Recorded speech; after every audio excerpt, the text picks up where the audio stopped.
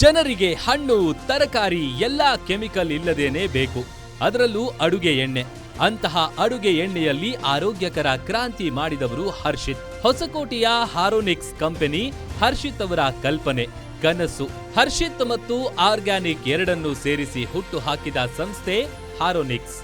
ಇವರದ್ದು ಎತ್ತಿನ ಗಾಣವಲ್ಲ, ಎತ್ತಿನ ಗಾಣದಂತೆಯೇ ಇರೋ ಎಲೆಕ್ಟ್ರಾನಿಕ್ ಗಾಣ.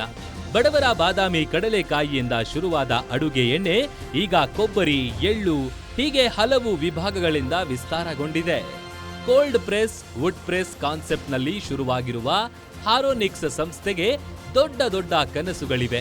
ಕನಸುಗಳೆಲ್ಲ ಗುರಿ ಮುಟ್ಟಲಿ ಎಂದು ಹಾರೈಸುತ್ತಾ ಹರ್ಷಿತ್ ಅವರಿಗೆ ಗೇಮ್ ಚೇಂಜರ್ ಗೌರವ ನೀಡುವುದಕ್ಕೆ ಗ್ಯಾರಂಟಿ ನ್ಯೂಸ್ ಹೆಮ್ಮೆ ಪಡುತ್ತದೆ.